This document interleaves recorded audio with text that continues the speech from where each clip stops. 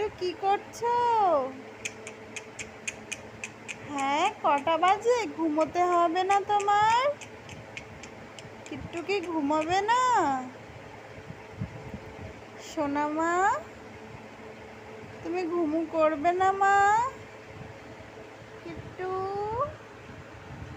এই যে আসো, আসো আমার কাছে আসো। আসো মা, আসো আসো আসো। সোনা পাখি, আমার সোনা মা কোথায়? এই এই ওটা খায় না, ওটা খায় না। পাগলি মা আমার।